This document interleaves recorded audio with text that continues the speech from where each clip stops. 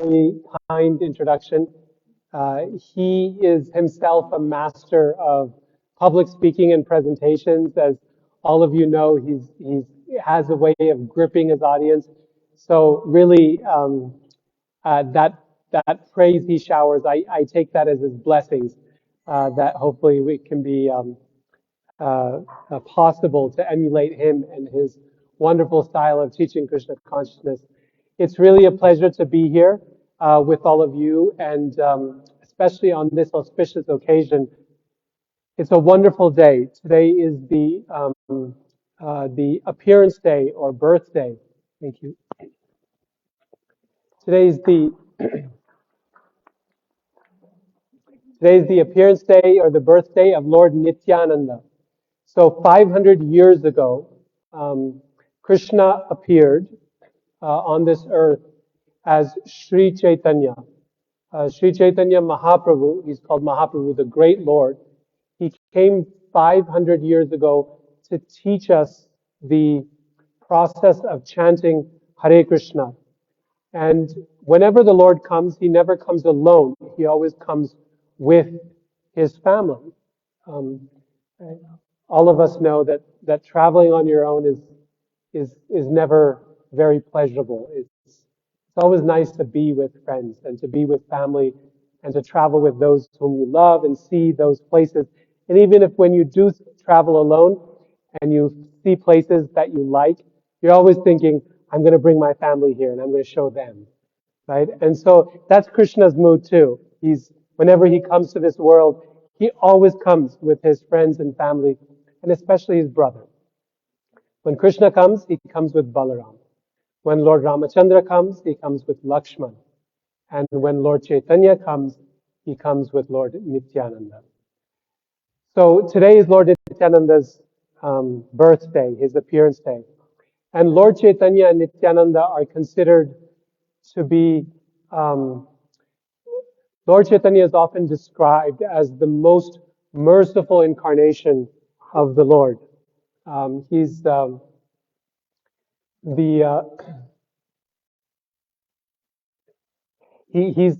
most merciful, most compassionate form of the Lord. And similarly, his brother, Lord Nityananda. And I want to talk about that. Why Chaitanya and why Nityananda are so merciful, so compassionate.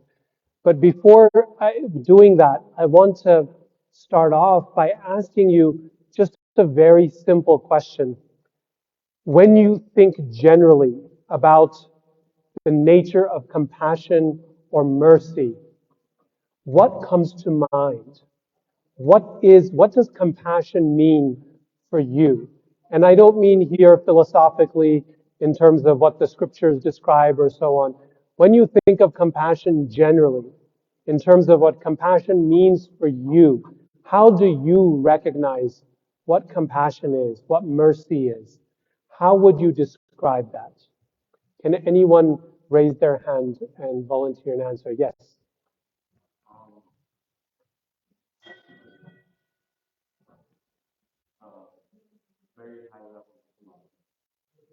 A very high level of love, right? Compassion is born from love. Excellent. Other suggestions? Other ideas? There's no wrong answer here. What does?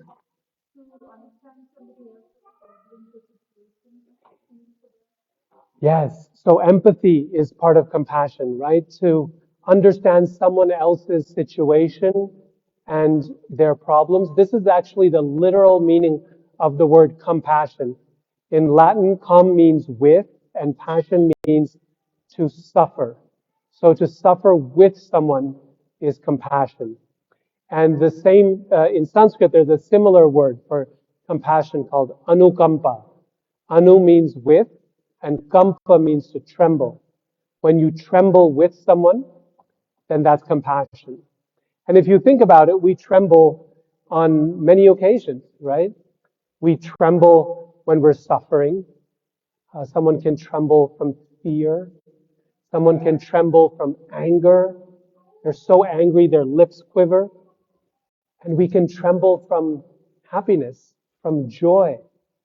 We can shake from happiness. So to tremble with someone is compassion, right? Anukampa.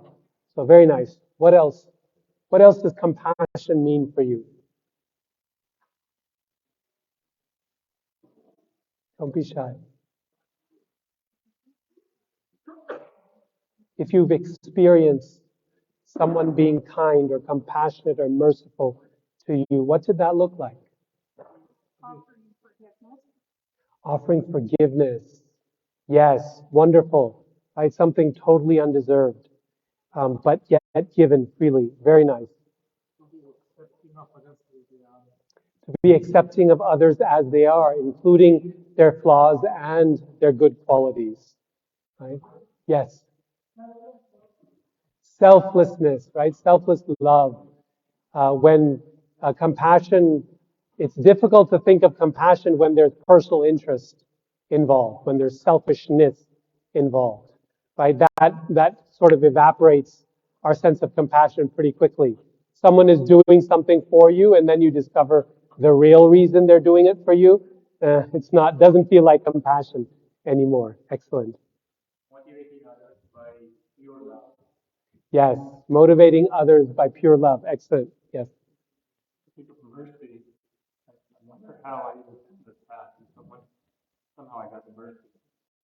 Yeah. Yeah, somehow we're fortunate, right? That's an example. I think that's a wonderful way of describing mercy, is that somehow I'm here, somehow I found this path, somehow I've been given something that I don't deserve. And I want to suggest here one way of thinking about compassion.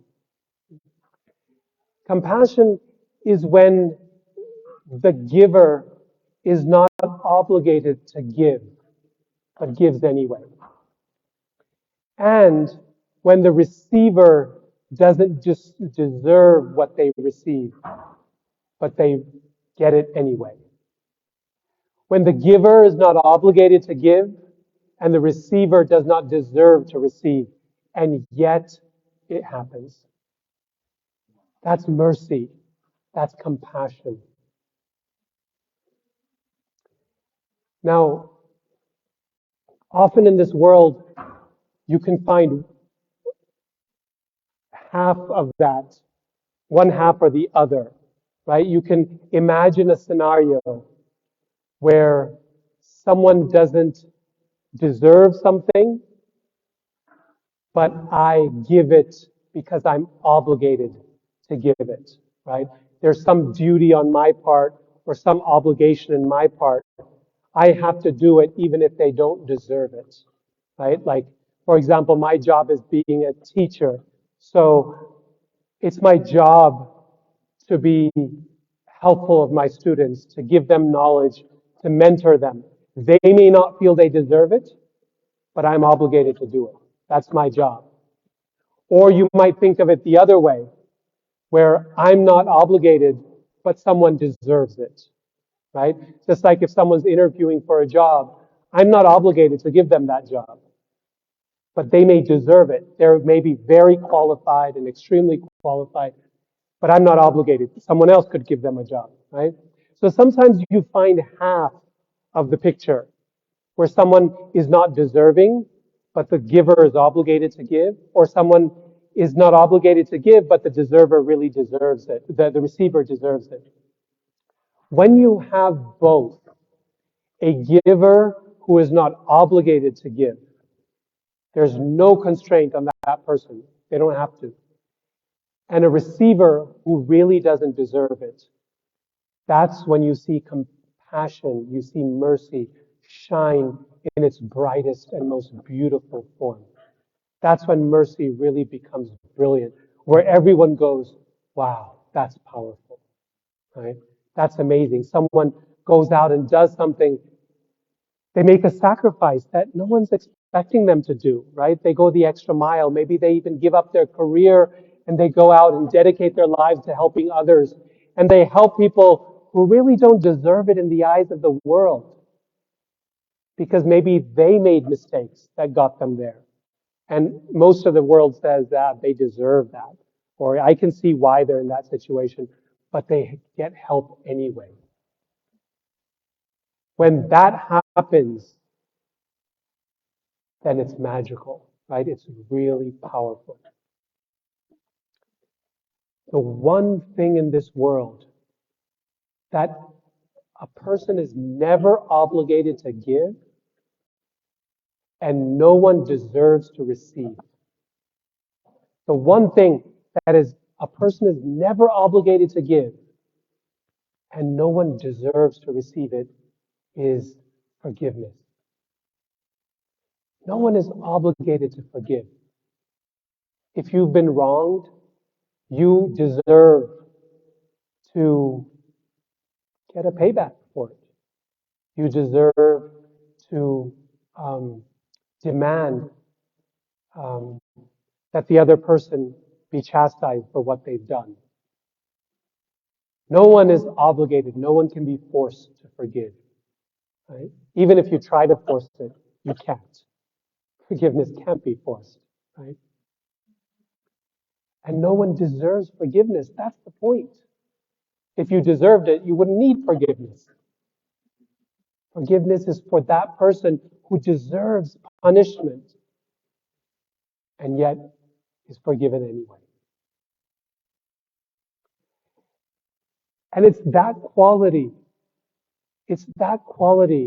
that you find in the character of Sri Chaitanya Mahaprabhu and Lord Nityananda. The reason Lord Chaitanya is called the most merciful incarnation of the Lord, Namo Mahavadanyaya Krishna Prema Pradayate. Why? Because he gives what God is not obligated to give, which is pure love, pure bhakti for himself. Krishna is obligated to give us what we need to live because he created us and therefore he has to maintain us.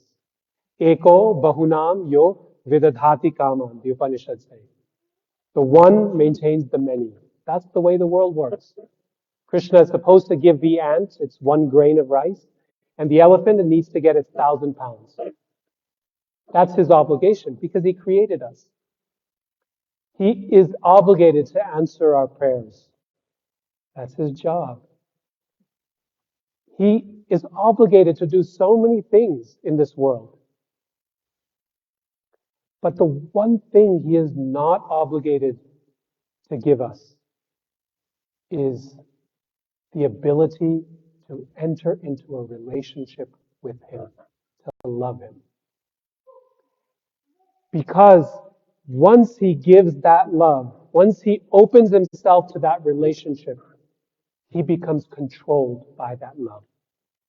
Bhagavatam says, Ajita jitopyasi taistrilokyam. Even the unconquered Lord becomes conquered by love. We know this, right? We know that people who genuinely love us, we're controlled by them. They want us to do something, and we run to the ends of the earth to do it for them. We might be torn like anything, but we end up doing it because there's love. Sometimes we don't even want to do it, and still we do it because there's a relationship there. So when Krishna gives us prema, when he gives us love for him, when he opens himself up for a relationship with us, he's offering himself. He's allowing himself to be controlled by that love. And that he's not obligated to do. No one is obligated to enter into a relationship with anyone else. A boss is obligated to pay the employee. The employee is obligated to work for the boss. But the boss and the employee don't have to love each other. In fact, they're told not to. It's a conflict of interest. Right? So Krishna, he's our boss. We're his servant. He could leave it at that. But he gives us what he is not obligated to give. Krishna prema pradayate. That's what Lord Chaitanya does. That's what makes him so merciful. And what makes Lord Nityananda so merciful is that he does the other half. He gives that gift to those who totally don't deserve it. He goes to the most downtrodden, to the most fallen, and says, no, you stand first in line.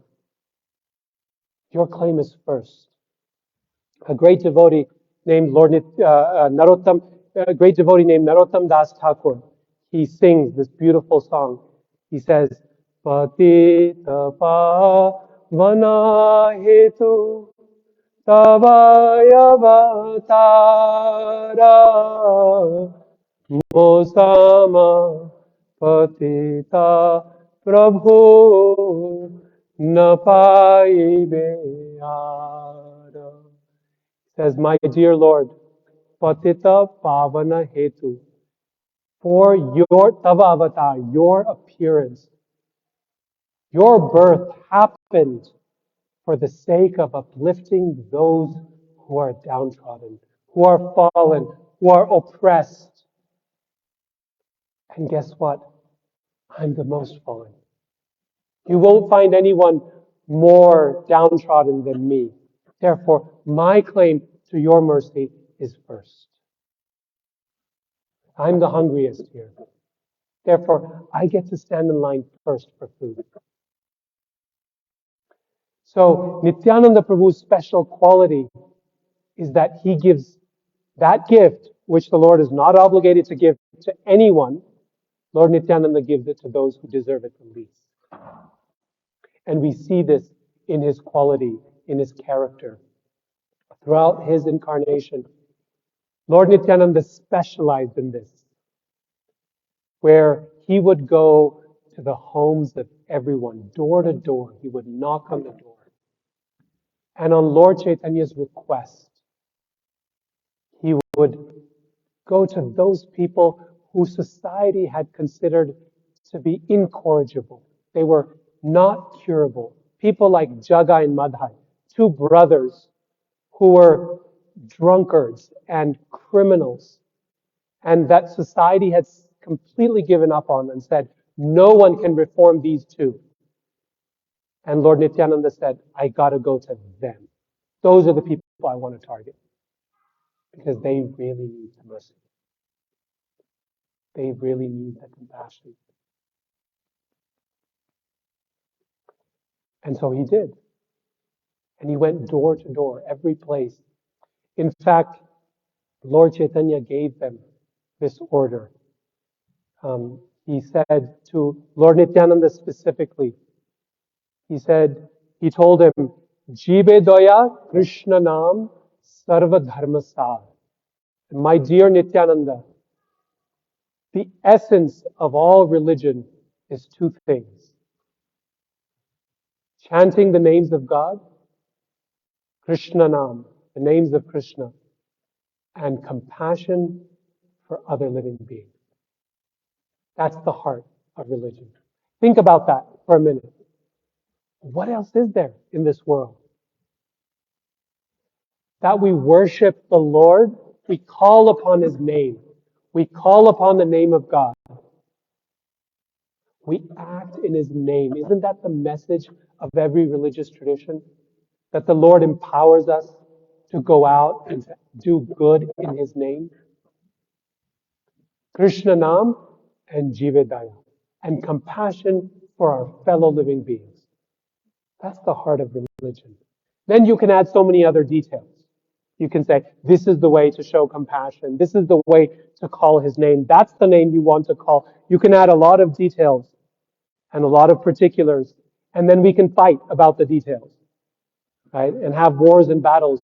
But this, Mahaprabhu says, Sri Chaitanya says, this is the essence of religion itself. Sarva dharma, he says, of all religions. Sarva means all. It says of every spiritual path, this is the essence. Call on the Lord, call upon His name, and show compassion to your fellow human beings. So Sri Chaitanya says, this is the message that you need to take door to door. Not to the people who come seeking it. That's the easy crowd, right? This group is the easy group. We've all come here for that message. He said, no, you have to go door to door to the people who least want it, who don't even know they need it, maybe who don't realize that this is what they actually want. And you go to their homes and he says, Ghare ghare giya, mago e bhikha, bolo Krishna bhajo Krishna, koro Krishna shikha. He says, Ghare ghare giya, go from house to house, mago e bhikha, and beg this in charity. What should you beg from them? Bolo Krishna, bhajo Krishna, koro Krishna shiksha. Please take the name of Krishna. Take the name of God. Worship the Lord. Bhajo Krishna, koro Krishna shiksha, and tell others about the Lord. Go home to home and beg people. Beg them to take the names of Krishna for their own benefit. Now, what an odd thing. What an odd thing to do. When we think of begging, who are we begging for typically?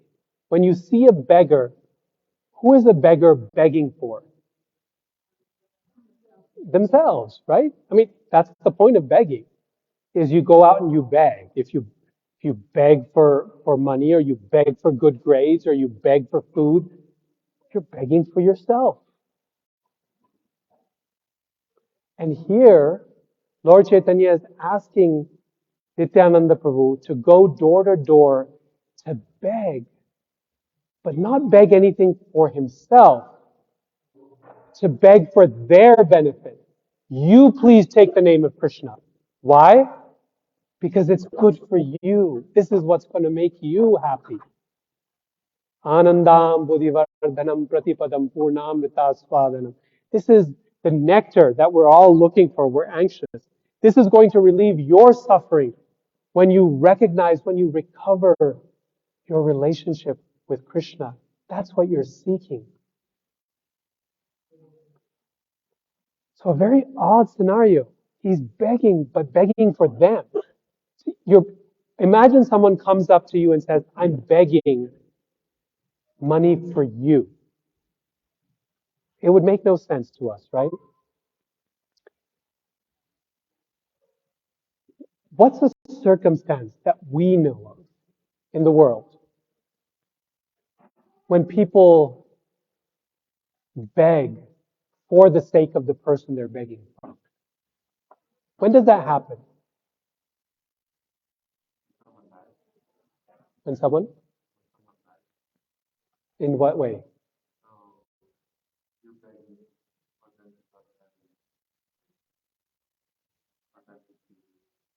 Yes, you're begging God, maybe, so they can go to heaven. So we beg one person for the benefit of another.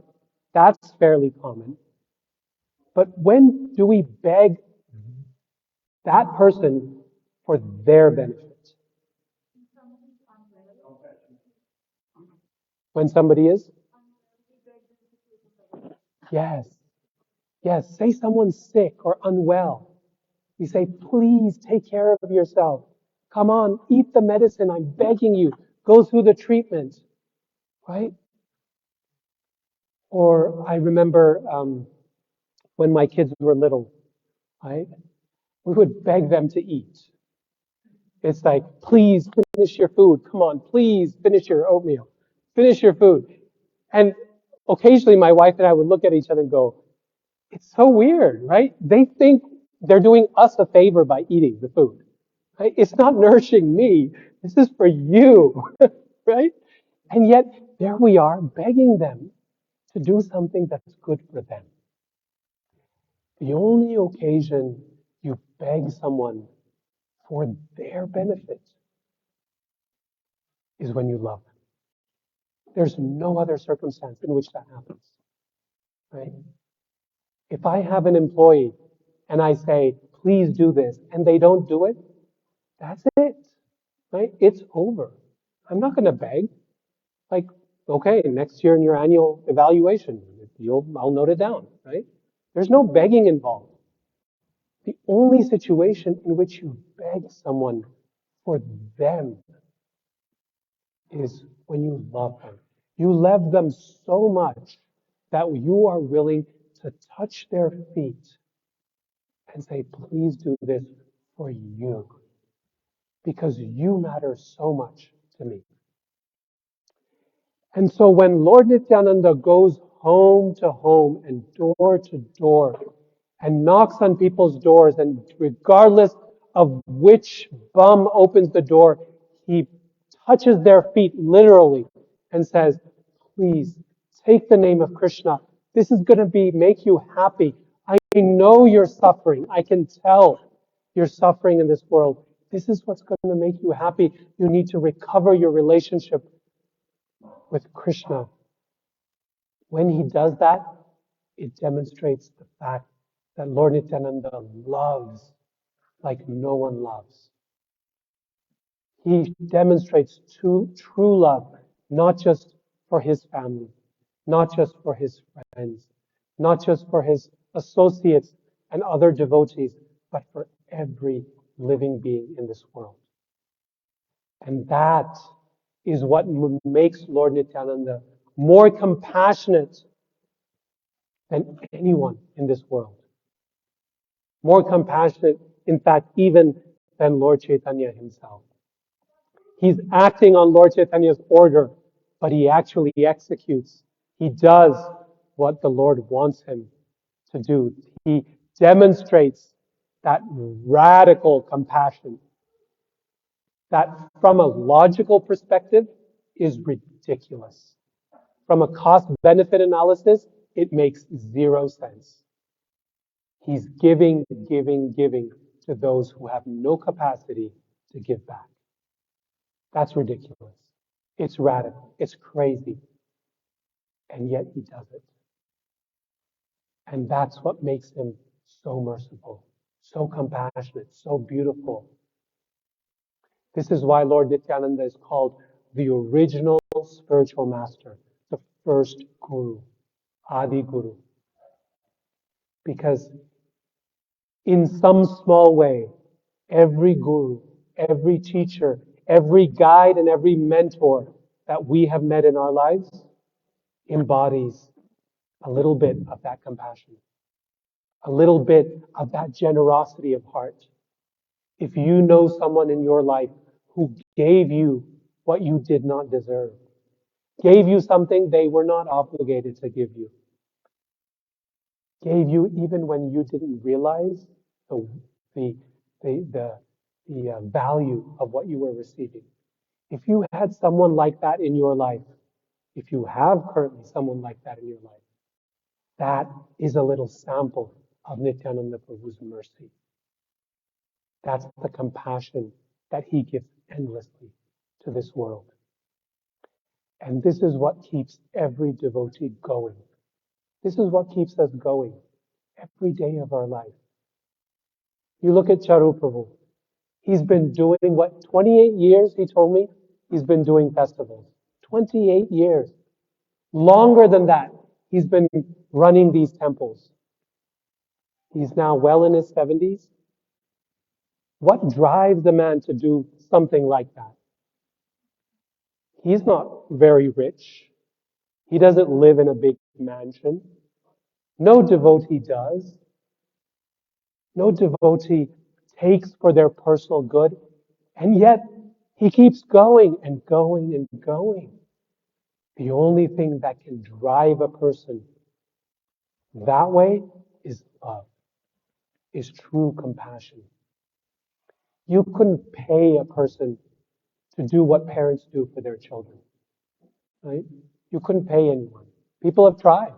They've tried hiring nannies, and they still can't do what a loving mother and a loving father can do. That's a sign of love. And that's what keeps a devotee going. If each one of us can think about someone who's done that in our lives for us, spiritually, materially, and then if we can try to embody that in our own lives, If we can pray to Lord Nityananda on this day and ask him, my dear Lord, just as I was not deserving of what you have given me, so allow me to also be an instrument of your compassion, to express that same love and give it to others. If we can each embody one drop of that compassion, then we too can do good in this world. We too can keep going forever and ever and knock on every door we see and ask, how can I help? How can I give that compassion, that mercy? And that was Lord Chaitanya's instruction to every one of us. He said, he met a Brahmin in South India. This was a very nice, simple person, simple-hearted person he met, who when he saw Lord Chaitanya, he became so attracted to him. He said, Lord, I'm going to follow you. I'm going to leave everything, my home and my family, and I'm going to follow behind you because I can't bear the thought of being away from this amazing, charismatic personality and this amazing mercy you have. And Lord Chaitanya turned around and he said, no, you stay right here. You stay in the very place that Krishna has given you as your home. And what do I want you to do? He says, Jare dekho, tare koho, Krishna upadesh. Amar agnay guru haya, taro ei desh. Says, whoever you see, whoever you meet, whoever you come across, give them this knowledge of Krishna. Give them, same message. Give them, tell them, Bolo Krishna, Bhajo Krishna, Goro Krishna Shiksha. Say the name of Krishna. Remember your relationship with Krishna. Give them this message. And in this way, uplift your place. Adesh, he says, this place, this residence. We don't have to go anywhere. We don't have to travel the world. We don't have to find people far, far away. Right here in our communities, in our world, we can be an instrument of Lord Nityananda's mercy by telling them just this simple thing. Take the name of Krishna. That's all. It'll make you happy. It's that one platform. The name of God is that one platform that can unite the world together, regardless of our faith, regardless of our background, regardless of our differences. When we stand together in kirtan, singing and chanting the names of God, everyone is together. And that's what makes us happy. It satisfies the soul at a deep level. So let this be our prayer on this day of Lord Nityananda Prabhu's appearance. And so please repeat after me this one prayer, which we will end with for Lord Nityananda. I'll say it word by word. Nityanandam aham nomi sarvananda karam param harinama radam devam avadhuta shiromanim. Thank you so much for your attention. I wish you a very, very nice festival, and let's all take the opportunity to sing and dance in kirtan together for the pleasure of Lord Nityananda and Lord Chaitanya. Hare Krishna.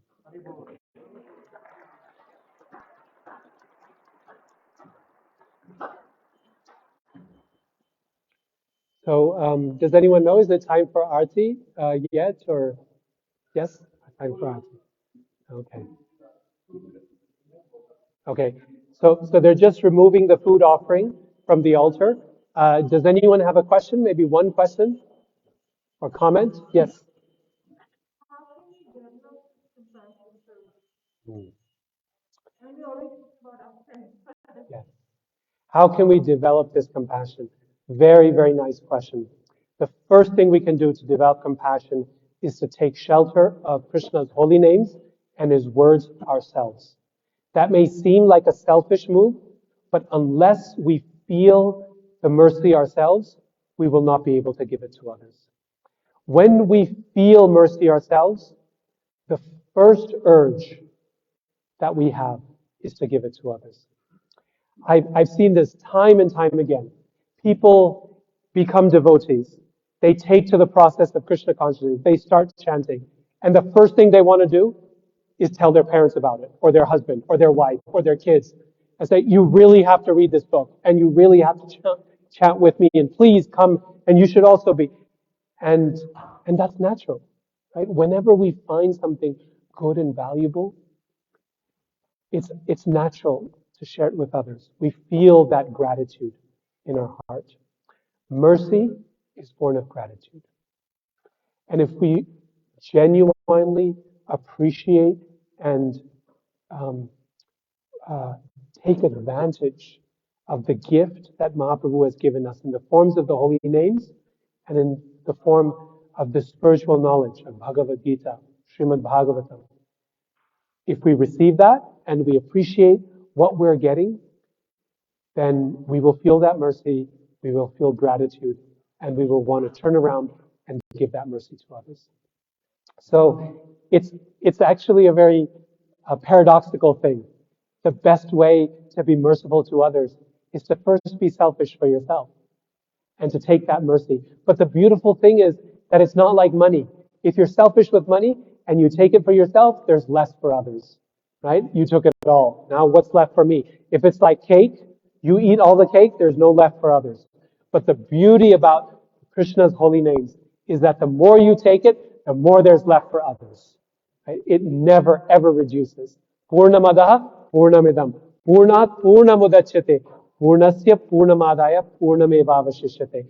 The nature of spiritual life is that everything is complete. And if you take all of it for yourself, there will still be a complete whole left for the next person. If you take Krishna all for yourself, Krishna is entirely there for someone else also. He never runs out, right? Nothing ever runs out in the spiritual world. So the first thing we do is we take it ourselves. And then, first Chaitanya Mahaprabhu says, first achar, then prachar. First we take it for ourselves, and when we feel that mercy, we want to give it to others. Hare Krishna.